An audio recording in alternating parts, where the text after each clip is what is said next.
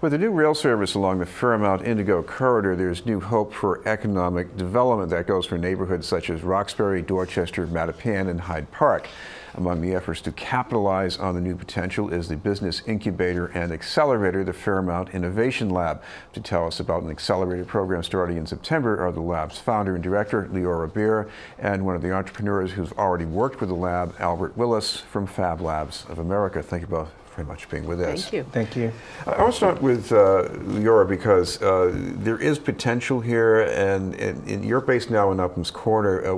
Talk about Uphams Corner and what you're trying to generate there. Great. In Uphams Corner, there's this huge community of creative and innovative entrepreneurs that nobody sees, and they are in and all around Uphams Corner and surrounding communities. We've been working on a project called the Fairmount Cultural Corridor that leverages arts and creativity to revitalize neighborhoods. And so the Innovation Lab sprung out of that initiative a year ago.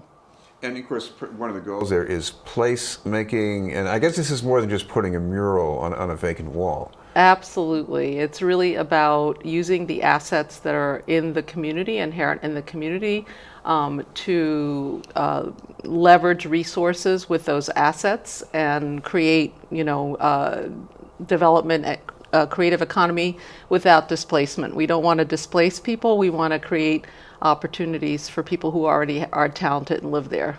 Now we'll talk about what you are as a resource yourself, because you have a lot of background in information technology. So one of the things I did, when I was at in the accelerators, I offered suggestions and help, right? Because, I've been 30, 40 years of, doing technology things. And, sort of like what Liora said in terms of, there's this community of people, right? But they don't necessarily have access to all this information, right? And all these things. So part of what I did was say, hey, did you know about this? Do you know that this is an option? Do you know about this, technology or web hosting or whatever that people needed? Now you've also worked at this technology center that Mel King set up?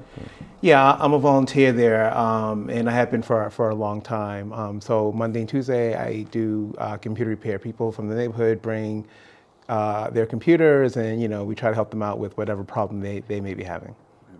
Liora, what do you see some of the potential for what Albert is doing along the corridor? Because you mentioned there's some other pieces coming in together, and he can fit into that. Absolutely. Well, one of the, Albert is actually part of one of the businesses that just completed our last group of Accelerator. It's called Fab Labs for America, and Fab Labs for America is dedicated to, among other things, developing a series of maker spaces along the Fairmount corridor, starting with the Innovation Lab being the first one, prototype. And a lot of the entrepreneurs that are coming through the Accelerator, they're creative or social enterprises, and where we've had a fair concentration of fashion designers. Sometimes if we had a Fab Lab, they could actually make samples there and patterns, and prototype their products, as well as maybe creating some accessories to go with them. So there's a lot of application, plus job development for the community, with the Fab Lab being added to the Innovation Lab. We're talking with Liora Beer from the Fairmount Innovation Lab and Albert Willis from Fab Labs of America. Albert, explain that. What you do at a Fab Lab exactly? So the way MIT, right? So the Fab Lab concept came from MIT, right? And from a class that they called How to Make Just About Anything, right? So anything that you can physically think of, you can either make it or prototype it in a Fab Lab or maker space, right? So, for example, every Fab Lab would have a 3D printer, right? They would have a vinyl cutter. They would have a laser cutter, right? So you can carve things out of wood or out of plastic. With a 3D printer, you could, you make your design using some design software, and then instead of printing it to a piece of paper like we've been used to for all these years, you can actually print it to a 3D printer, and then when it's done, you actually have that object. So how do you function with a fashion designer who wants to work with textiles?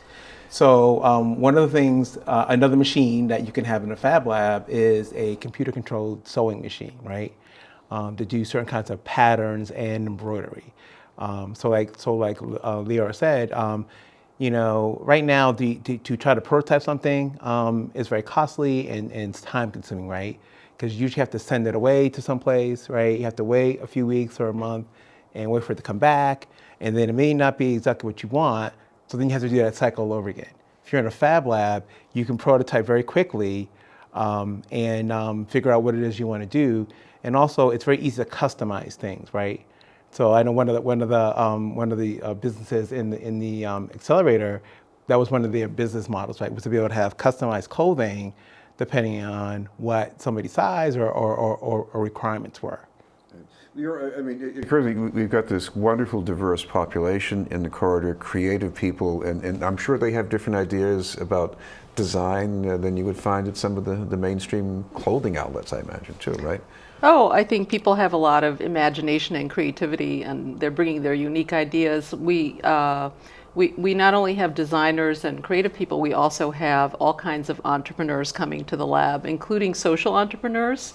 And all of them together are sharing skills amongst each other, which is really interesting. Just quickly to say that one of the entrepreneurs that started a leadership development business out of the lab paired with a performance artist, and they're now doing this incredible leadership development training together. Well, you have an accelerator program starting pretty soon. Tell me a little bit about that, and especially the deadline for people. Okay, great. Well, yes, so we have this 4-month program where people get co-working space for free for 4 months. They get expert mentors, and we have a lean business curriculum. And plus the community of entrepreneurs they'll be spending time with. The application deadline is coming up Sunday, September 4th, and it's online at www.lab584.org/application. I thank you both very much. Liora Beer from the Fairmount Innovation Lab and Albert Willis